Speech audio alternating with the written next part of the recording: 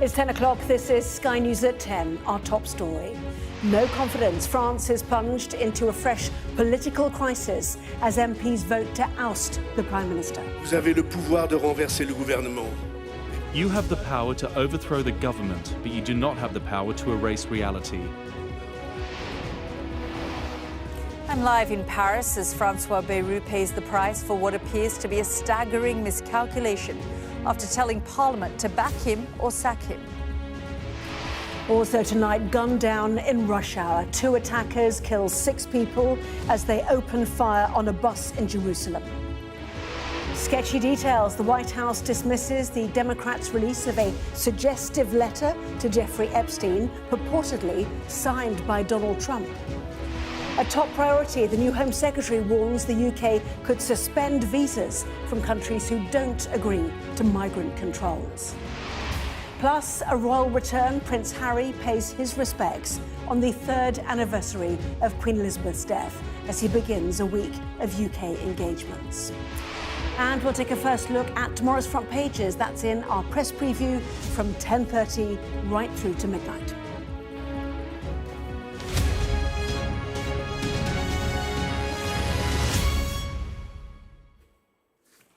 Hello there, good evening. France's rolling political turmoil has claimed yet another Prime Minister tonight with a vote of no confidence. Francois Bayrou's tenure of less than a year ended with similar warnings about parlous state of the country's economy. President Emmanuel Macron says he'll pick a new PM in the coming days. His other choices are to call new elections or, most unlikely of all, resign himself. But let's go live to Paris where we can join my colleague Yalda Hakim. Yalda. Anna, thank you. Francois Bayrou's 9 months in the top job ended with similar warnings to when he started that French financial woes are putting the country's very survival at risk. He's previously said that government debt is rising at 5,000 euros per second. President Macron knows that people, by and large, have run out of patience. The bigger and more worrying question now is whether financial markets have had enough too. Our Europe correspondent Alistair Bunkle reports. France's Prime Minister arrived in the National Assembly to hear a fate that he already knew. The country was glued to the latest political turmoil in Paris as Francois Bayrou made a final pitch to stay in office and push through economic reforms that he believes are long overdue. Vous avez le pouvoir de renverser le gouvernement. You have the power to overthrow the government, but you do not have the power to erase reality. Reality will remain inexorable. Spending will continue to rise, and the weight of debt, already intolerable, will be heavier and more expensive. He failed resoundingly. Pour l'approbation, 194, contre... For 194, against 364. The Prime Minister needs to deliver his resignation from government to the President of the Republic. Well, the outcome was never in doubt. It was always a question of how big Francois Bayrou's defeat was going to be. The result is just in, and he's lost by a majority of 170 MPs. In the end, it wasn't even close. Emmanuel Macron is now left with no good choices. He must find a new Prime Minister, his 5th in just over 2 years, and his own future is also now in doubt. One way to achieve stability is to have fresh assembly elections or fresh presidential elections and to try and break the deadlock. Would you not agree with that? Or fresh new Prime Minister. It's a solution. But it'd be the 5th in 2 years, or 5th in almost 2 years. It could be hasn't a solution worked 5 times before. If this new Prime Minister try to work with a larger part of the Parliament. The far-right politician who could be France's next president told me that new elections are now the only way to break the deadlock. Will you vote against Francois Bayrou today? We have no confidence in Mr. Bayrou's ability to address the country's problems. We gave him his chance, but from the moment any government, no matter who is leading it, chooses to continue Emmanuel Macron's policies, despite the French having rejected those policies in the most recent European and legislative elections, then confidence is simply not possible. Francois Bayrou will hand in his resignation tomorrow, but temporarily remain in office whilst Macron tries to find his replacement. he will want to move fast. Strikes and protests are planned for the coming weeks, and France's economic crisis will only worsen. Alistair Bunkle, Sky News in Paris.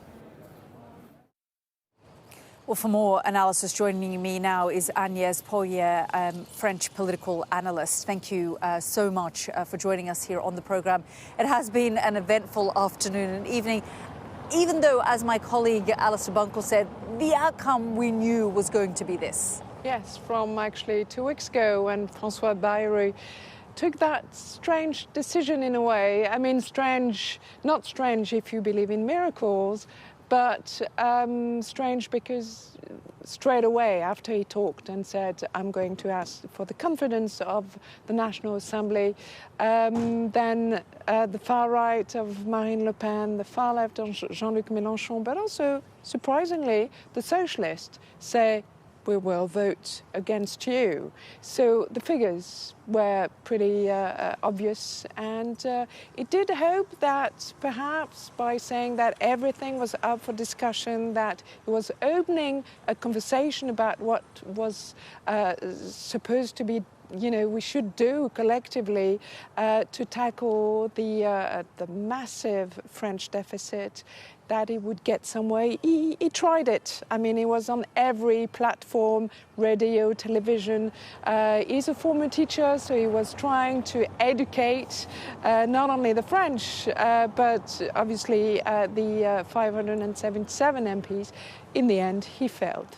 And yet, at the heart of all of this isn't just a political crisis, it's an economic crisis. There is a massive debt in this country. He was trying to highlight this issue as well. Yes, and, you know, things, I think, will get much worse before they get better. And in a way, we might remember that moment as a moment when we realized how dire the situation was or is.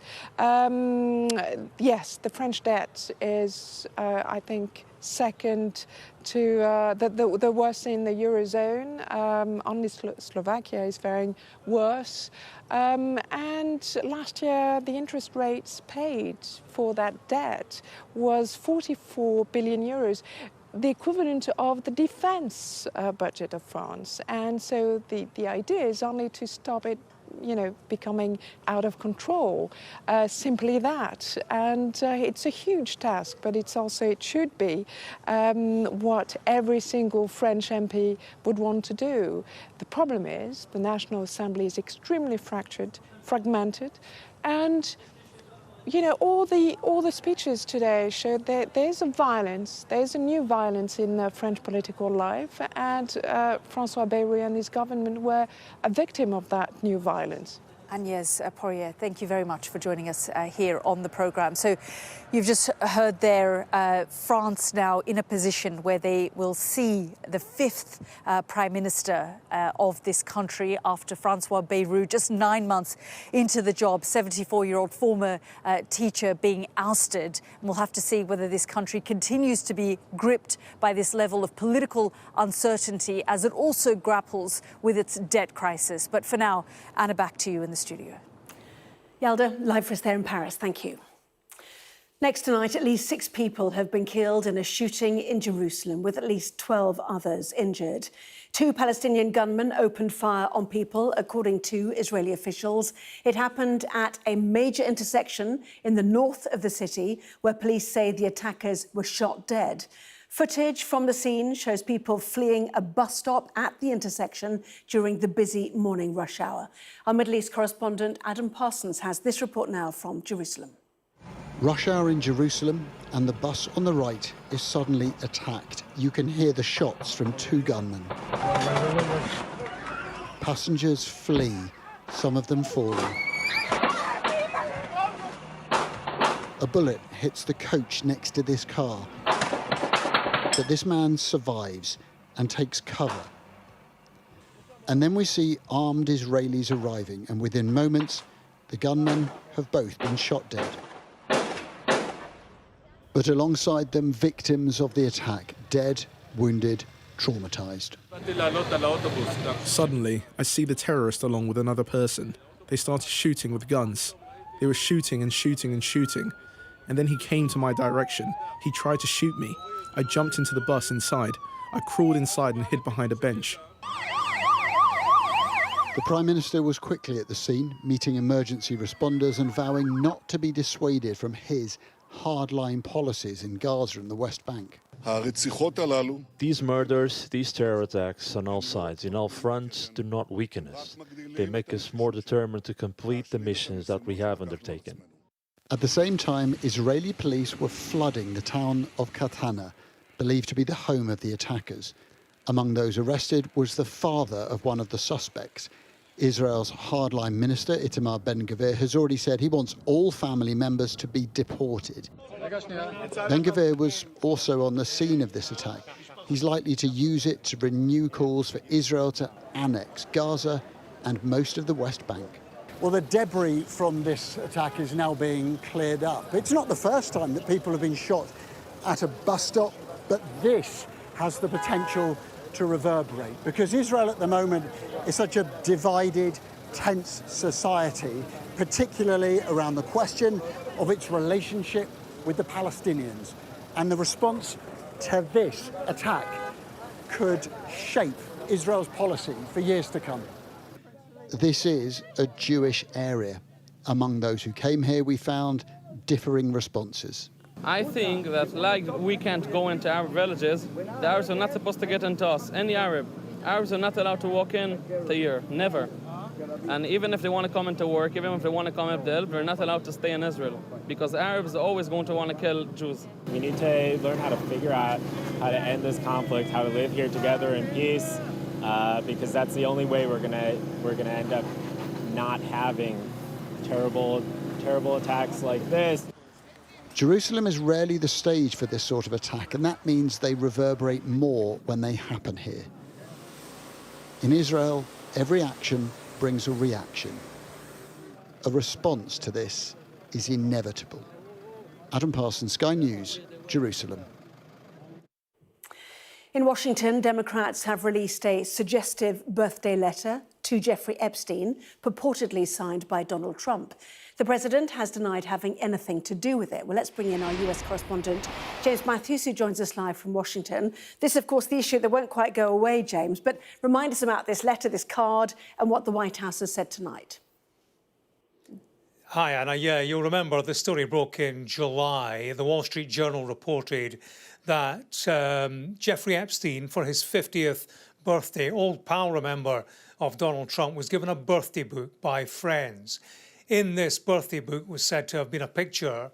It was the form, a hand-drawn form of a woman's body with text on it, and it was signed below the waist, Donald. Well, we now have pictures of said drawing, and you'll see there is text, the signature Donald lower down. That text, it finishes by, it's an imagined conversation by between somebody called Donald and somebody called Jeffrey. It finishes with Donald saying, "A pal is a wonderful thing. Happy birthday, and may every day be another wonderful secret." This, of course, has fueled questions around the exact relationship that Trump and Epstein had, and questions around inappropriate behavior, denied, of course, by Donald Trump. But this will fuel traction amongst members of the public, particularly Donald Trump's MAGA base, for a full release of the Epstein files. They want names and they want details. One other news line to come out today, Anna, is the business of names, actually, because this was handed over by lawyers for Jeffrey Epstein's estate. They have said in a covering letter there is no list of names, no client list that they could lay their hands on, of women or children who were trafficked by Jeffrey Epstein. In terms of a White House response, well, the denial continues, I can tell you, Anna. Caroline Leavitt, the White House press secretary, has posted on X this evening the latest piece published by the Wall Street Journal proves this entire birthday card story is false. As I have said all along, it's very clear President Trump did not draw this picture and he did not sign it. Why she says this proves it's false, she doesn't say, Anna. So this discussion will continue on. No surprise that Donald Trump continues to deny the association, because for him to put his hands up right now and say, yep, that's my drawing, that would be to put his hands up to a lie, which of course would further bind him into this scandal. James in Washington, thank you. Now, with Sir Keir Starmer's reshaped top team in place, it's been very much a case of getting down to work after a turbulent start to the new parliamentary season. The new Home Secretary, Shabana Mahmood, has warned that the UK could suspend visas for countries which do not play ball and agree to returns deals for migrants. We've also learnt more about how and when a new Deputy Labour leader will be elected. More of that in a moment, but first, this report from our Deputy Political Editor, Sam Coates. 5 national missions. 1 card, 6 steps. This plan for change, we will stick to it. What is Keir Starmer's government actually for? Today, another go. I'll do whatever it takes. I will do whatever it takes. I'll do whatever it takes to get the job done. This time, putting migration front and centre. The new Home Secretary, her first public engagement, meeting her counterpart in the Trump government. Not quite going that far, but the shift is clear. Making sure that we are able to return out of our countries people who have no right to be in our countries and send them back to their home countries. So for the countries that do not play ball, we've been talking about how we can take much more coordinated action between the Five Eyes countries. And for us, that means including possibly the cutting of visas in the future, just to say, you know, we do expect countries to play ball, play by the rules, and if one of your citizens has no right to be in our country, you do need to take them back. So cutting visas to countries that don't agree returns deals, as Reform have proposed and as the Tories have proposed? Well, this is a Labour government with Labour policy and Labour proposals.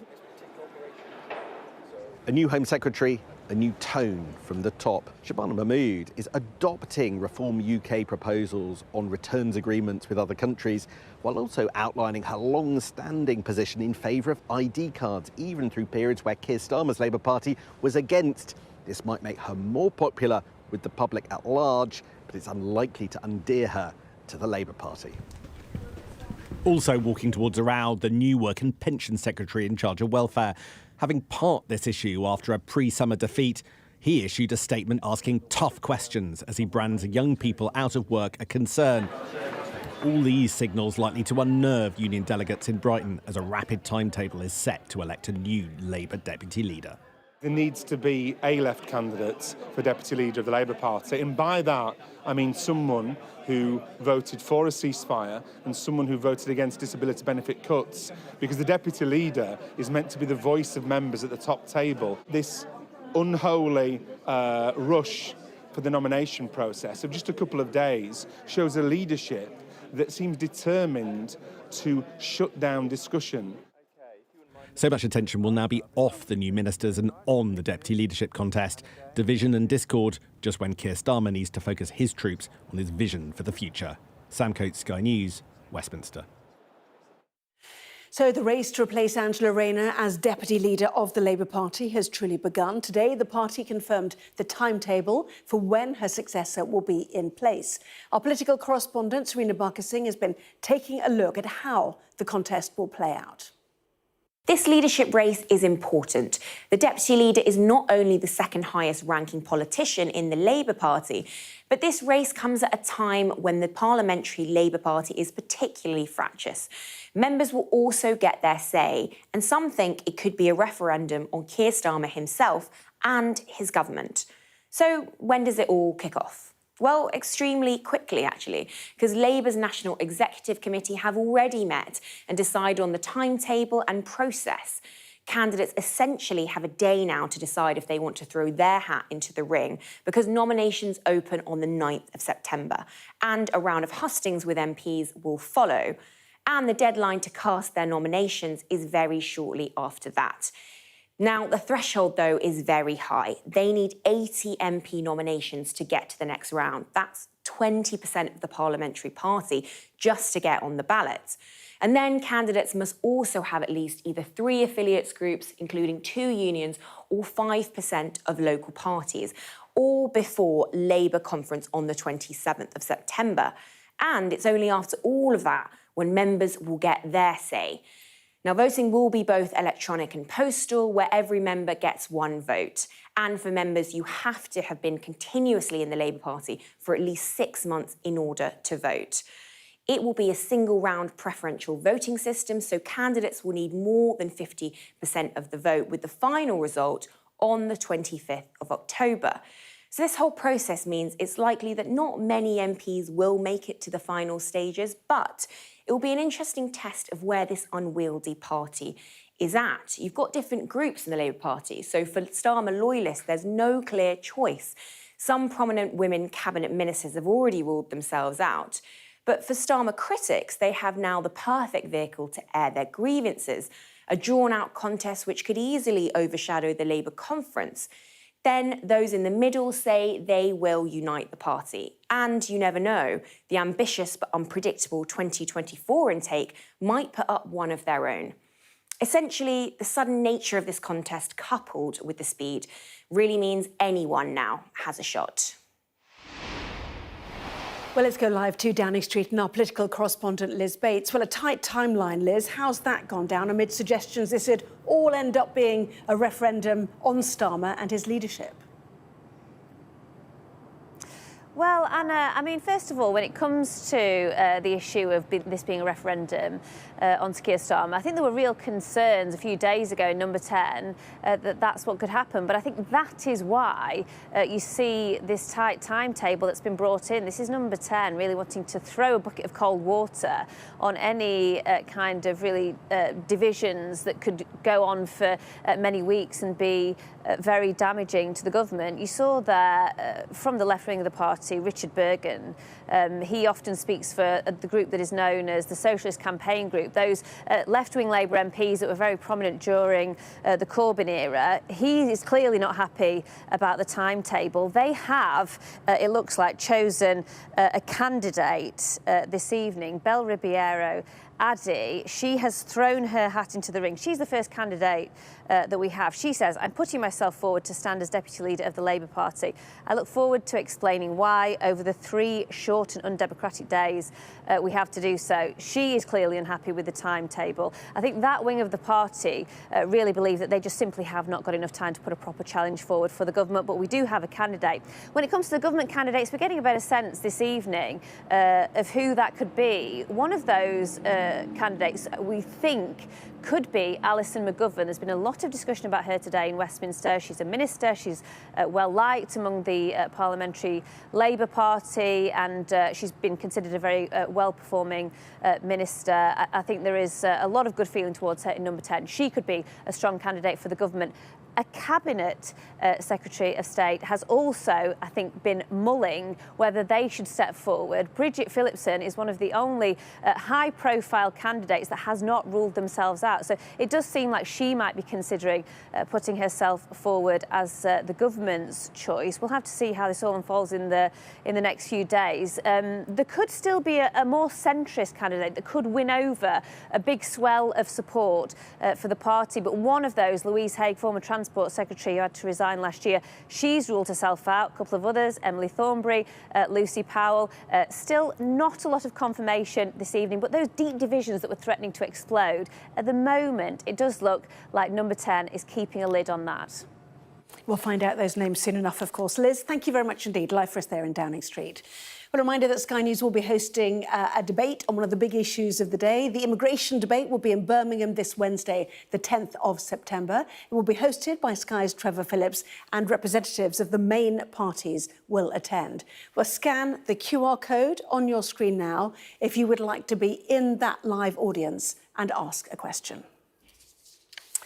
Now, at least 19 people have been killed and nearly 150 injured in Nepal's capital as protesters clashed with police over a government decision to block 26 social media platforms.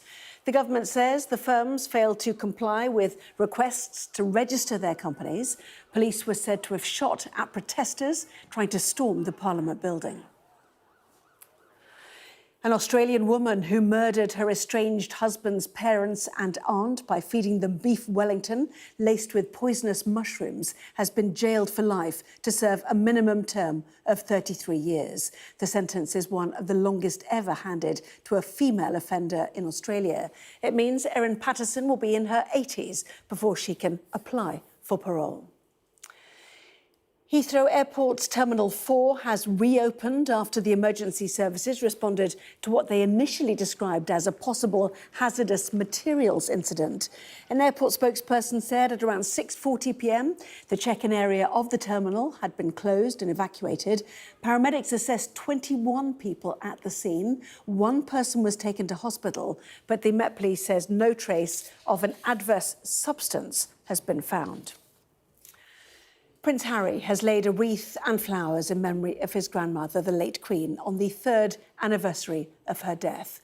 The Duke of Sussex arrived in the UK today. It's not known if he'll meet his brother, Prince William, or his father, the King, while he's here.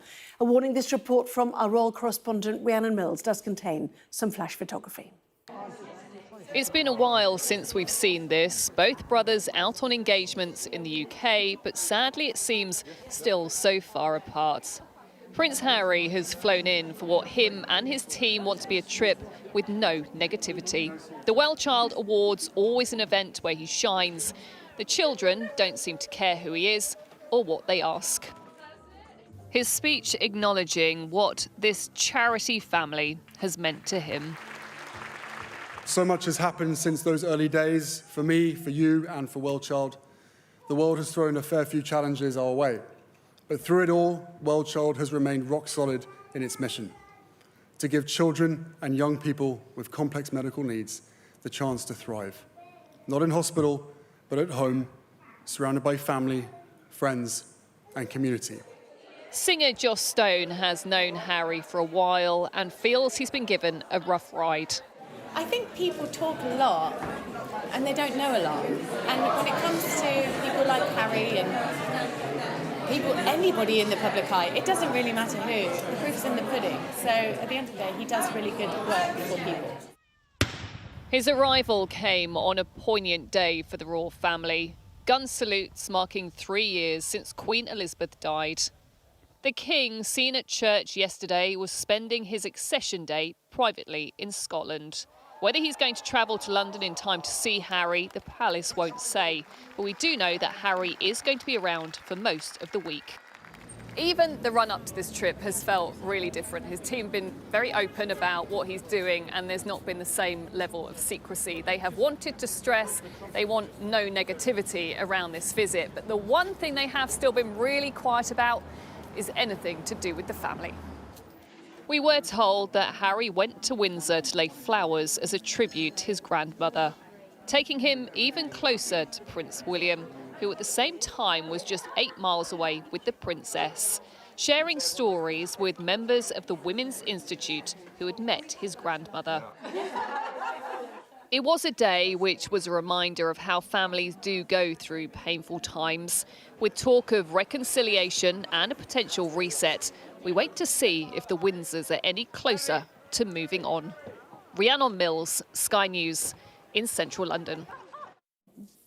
Well, that was Sky News at 10. Coming up, we will be taking a first look at tomorrow's newspapers in the press preview. Lots to discuss. Tonight, joined by the columnist and broadcaster, Steve Richards, and the former Conservative Special Advisor, Salma Shah. Lovely to see both of you. So, among the stories we will be talking about, this on the front page of The Eye, the headline for them, Labour left plots revenge on Starmer. Lots to talk about, as I said. Be right back.